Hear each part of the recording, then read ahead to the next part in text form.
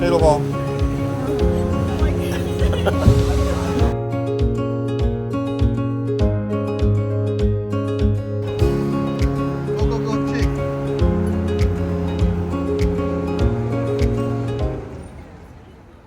Hey everyone, welcome to another exciting episode of Gibbon Travelogue. For those who are new to us, we are Gilbert and Lillian, a couple from Singapore with a passion to see the whole wide world. Through our travelogue, we hope to introduce everyone to fun things to do, delectable delicacies to enjoy, and fascinating historical sites to explore. So join us on our adventures as we introduce what to do, where to eat, and how to do it in each of the destinations we visit.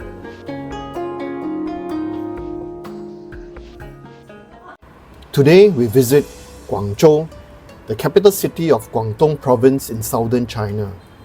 Guangzhou is a vibrant metropolis with a rich history dating over 2,200 years. As a major port and transportation hub, Guangzhou has long been a center of trade and commerce. The city boasts a mix of traditional Cantonese culture and modern urban development, featuring historic temples, bustling markets, stunning skyscrapers, and a diverse culinary scene renowned for its Cantonese cuisine. Yes, Cantonese cuisine. We are talking about dim sum, roast goose, and wonton min. We have a video that talks about the best places to eat in Guangzhou, so feel free to check it out. In this video, we are taking you on an exciting journey on the top 10 places to visit in this dynamic Tier 1 Chinese city. Okay, so let's dive right in. First up, we explore the bustling Beijing Road. This famous pedestrian street is a blend of modern shopping and ancient history, with archaeological sites dating back over 1,000 years. Beijing Road runs north to south, extending 1.5 km in Guangzhou city centre. Today, Beijing Road refers to not just this road, but the larger area around the junction of Zhongshan Road and Beijing Road, where you can see many shopping malls and all kinds of eateries and shops. Here are some interesting highlights of Beijing Road. The site of the Millennium Ancient Road sits right in the middle of Beijing Road. This archaeological site, which was uncovered in 2002, exposes 11 layers of the street surface from 5 dynasties, from as far back as the Song dynasty 1,000 years ago. The site is covered by a transparent glass panel so that visitors can take a closer look of the ruins. Just a stone's throw away is a replica of a copper Cater capistra, an ancient tool used to tell time. The original is kept in a museum in Beijing. The replica, together with the fountains of the 12 zodiacs, was installed in 2017. Food-wise, Beijing Road has some of the best eateries that you can find in Guangzhou. Dim sum at Dim Dou Tak and Xingyun Lou offer the best dim sum, and not forgetting our favourite dessert store, Mingji Tianping Menggei Tianpan. Beijing Road is also a shopping paradise and home to numerous shopping malls and international brand stores. The shopping malls and stores are open from 9 AM to 10 PM. It is a busy place with shoppers packing both sides of the road. So, it is no surprise that on average, Beijing Road welcomes around 80 million visitors a year. During our visit here, we stayed in Mercure Hotel, a super convenient and exciting place to start our exploration of Guangzhou. While still in Beijing Road, we visited the Big Buddha Temple, or Dafo Temple. This ancient Buddhist temple is a peaceful oasis amidst the city's hustle and bustle. So do take a moment to admire its beautiful architecture and serene atmosphere.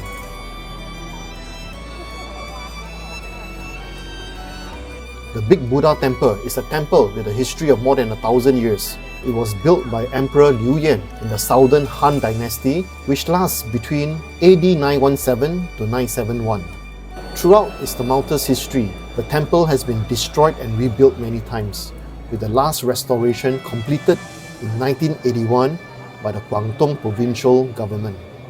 The Mahavira Hall, which is the main hall, is located in the north and faces the south, covering an area of 1,200 square meters. It preserves the basic architectural pattern of the Qing dynasty. If you are a fan of anime, you'll be surprised how similar the architecture of the temple is to the bathhouse in Spirited Away. A visit to the Sacred Heart Cathedral is a must. This stunning Gothic-style cathedral, built in the 19th century, is one of the most beautiful and historic buildings in Guangzhou. To head to the Sacred Heart Cathedral, you can very conveniently take the subway from Beijing Road to Yide.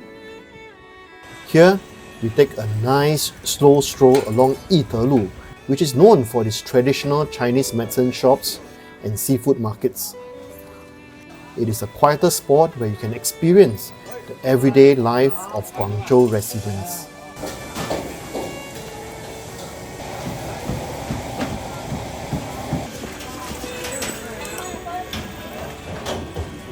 Just a few minutes away, you arrive at the Sacred Heart Cathedral. This church is special as it is one of the few churches in the world to be entirely built of granite, including all the walls, pillars and the twin towers. The stones were extracted from the quarries in Hong Kong and shipped here by ships. The site of the cathedral was originally the residence of the Viceroy of Guangdong and Guangxi provinces during the Qing dynasty. During the Second Opium War, the residence was completely destroyed. With financial support from Napoleon III and donations from French Catholics, construction began in 1863 and was only completed in 1888, 25 years later. The cathedral is 33 meters wide, 77 meters long, and the twin towers rise 53 meters high. The west tower is a clock tower, while the east tower serves as a bell tower. The interior of the cathedral features a 28-meter-high nave, flanked by 2 lower aisles and 14 small side chapels. Most of the 19th century stained glass was damaged during the Second World War and the Cultural Revolution, so new stained glass from the Philippines was installed. With a floor area of 2,924 square meters, it is the largest Roman Catholic church built in the Gothic style in both China and Southeast Asia. Our next stop is Shamian Island, where we admire its unique architecture and charm. This picturesque island is a blend of Western and Chinese influences, with beautiful colonial buildings, leafy promenades, and lovely riverside views. Shamian, or Samin in Cantonese, is a sandbank island in the Liwan district.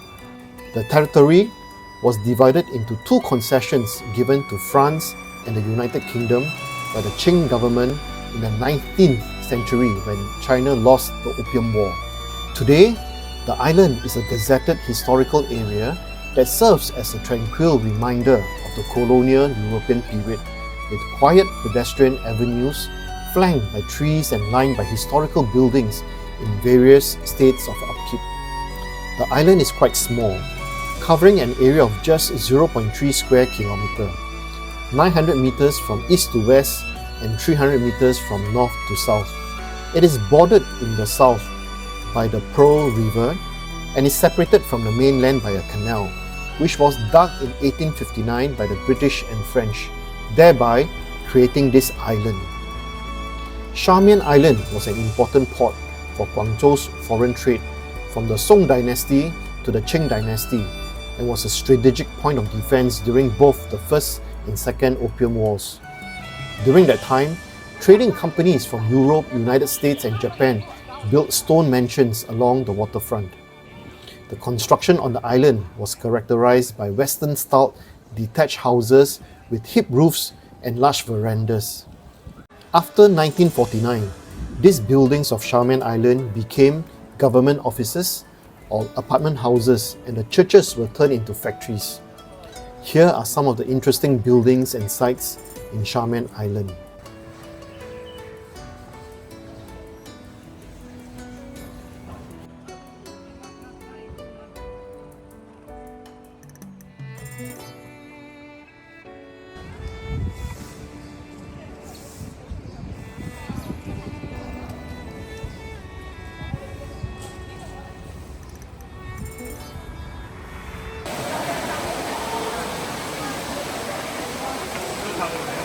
Shamian Island's blend of history, culture and serene beauty makes it a must-visit destination in Guangzhou.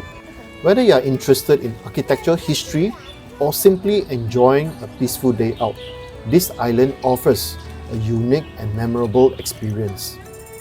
For a taste of modern Guangzhou, head to Yong Qing Fang. This vibrant cultural and creative district is full of street art, local crafts, and trendy cafes. It's a great place to see the city's creative side and enjoy some local treats. Located in the old town of Guangzhou, Yong Qing Fang is a landmark and a popular tourist attraction. Built in 1931, Yong Qing Fang has witnessed many historical and cultural changes in Guangzhou. Many old buildings have been renovated, yet still retain their original architectural style and historic value. This includes the home of one of the pioneers of Cantonese opera and dramas, Zhong Wood-yao. Zhong Wood-yao began his career in 1936 as a lead actor in Cantonese opera and went on to star in numerous Cantonese movies.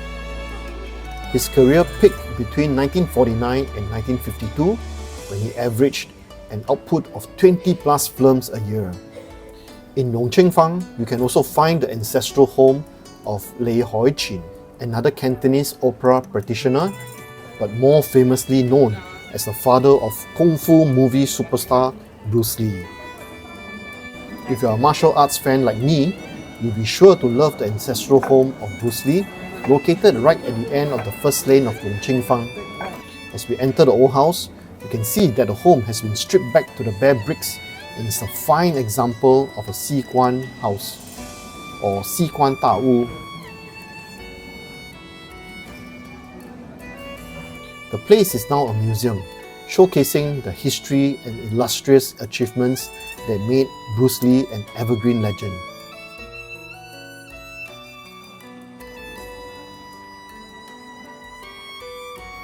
Further down the road, still within Yong Qing Fang, is the Cantonese Opera Art Museum. Here, we immerse ourselves in the rich tradition of Cantonese opera.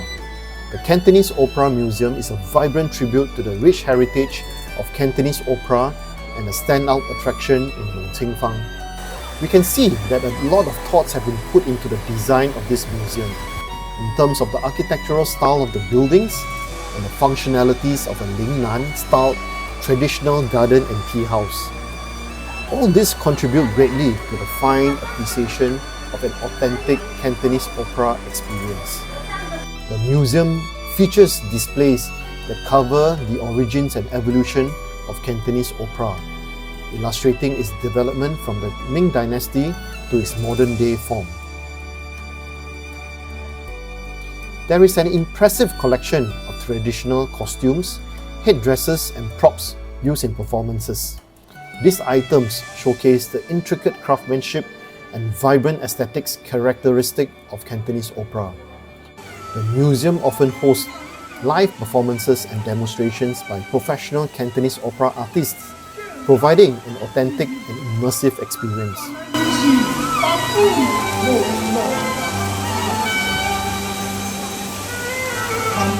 The Cantonese Opera Museum serves as both a cultural preservation site and an education center, aiming to keep the traditions of Cantonese opera alive for future generations. Next, we step back in time at the Chen Clan Ancestral Hall. This beautifully preserved complex is a masterpiece of traditional Cantonese architecture and houses a fascinating museum that explores not only the history and culture of the Chen clan, but the whole of the Guangdong province. The Chen Clan Ancestral Hall is an academic temple built by Chen Ruinan and Chen Zaonan, both returnees from America in 1894. The idea was to build a temple for worship of their ancestors and also an academy to train their clansmen for the imperial examinations during the late Qing dynasty. When the imperial exam was abolished in 1905, the academy became a practical school for members of the clan. Located at Zhongshan Qilu, the Chen Clan Ancestral Hall is a sprawling complex covering 15,000 square meters. It comprises 19 buildings, including halls, courtyards, and corridors, all showcasing exquisite craftsmanship that reflect the height of traditional Cantonese art. Here are some of the key highlights of the Chen Clan Ancestral Hall. The hall is renowned for its elaborate decorations, which include stone carvings, woodwork, and ceramic sculptures. One of the most distinguished features of the Chen Clan Ancestral Hall is the 11 pottery ridge crest, which was installed on the 9 great halls of the Academy. Each ridge crest is a theme taken from famous traditional folklores. On the top of the gate of the head entrance hangs a tablet with words Chen Si Shu Yuan, meaning Chen Clan Academy. River gods are painted in colour on the gates. Within the gates, you can see 4 double-sided engraved screens with intricate carvings.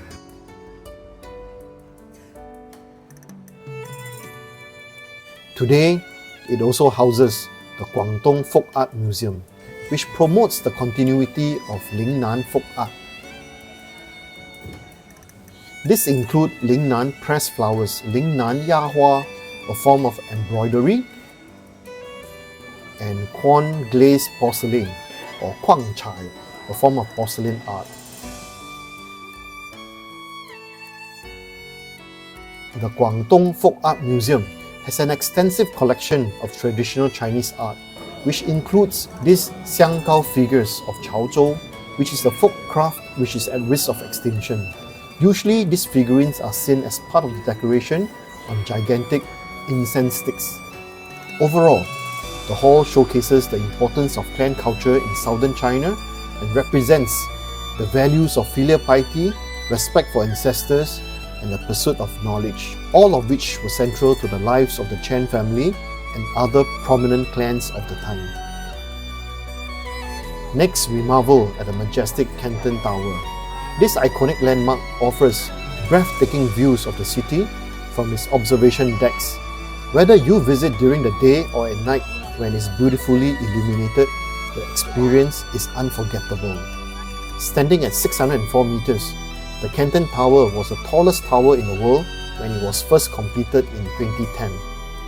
Located in the Haizhu district along the south bank of the Pearl River, the Canton Tower offers a stunning visual contrast to Guangzhou's historical sites, symbolizing the city's rapid modernization and growth. To get to the observation deck, you will need to purchase a ticket right at the ground floor of the tower. Welcome to Double Carriage High-Speed Lift. 3光里108层第1楼。 The indoor public observatory is 449 meters above the ground. The outdoor observation deck is at 488 meters and offers breathtaking vistas, especially at sunset and night when the city lights up. At the top of the tower, the bubble tram consists of a series of transparent cabins that rotate around the tower's edge, offering 360-degree views and a memorable experience of floating above the city. Actually, bubble tram actually goes around the tower and you can have a 360 view of the whole of Guangzhou. The tower's design is a masterpiece of modern architecture, characterized by its twisted, slender form. Local refers to the tower by its interesting nickname, Xiao Man Yao, or slim waist. At night, the Canton Tower is illuminated, making it a dazzling spectacle and a focal point of the Guangzhou's skyline. After descending from the Canton Tower, the best way to end the day will be a relaxing cruise along the Pearl River.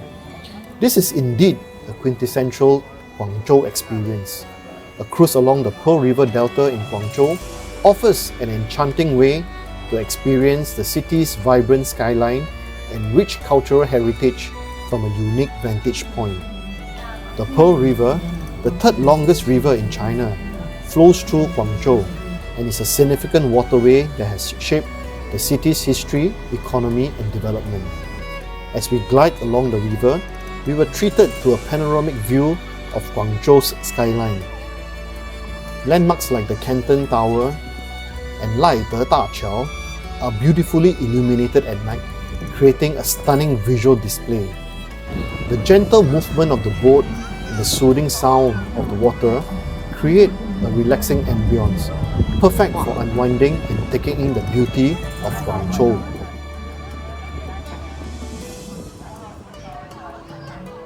Finally, visit the Yat-sen Memorial Hall. This grand building honors the founding father of modern China, Dr. Sun Yat-sen. It is a great place to learn about his life and contributions, and the beautiful gardens are perfect for a leisurely stroll. Located in the USU district, the museum is housed in a mansion where Sun Yat-sen lived and worked during his revolutionary activities in the early 20th century. The mansion was built in 1917 and served as the headquarters for Sun Yat-sen's government and revolutionary activities. It is one of the few remaining buildings in Guangzhou directly associated with Sun Yat-sen and his efforts to overthrow the Qing dynasty and establish the Republic of China. The museum features a wide array of exhibits that provide a comprehensive overview of Sun Yat-sen's life. Displays include personal belongings, photographs, documents, and artifacts from his time.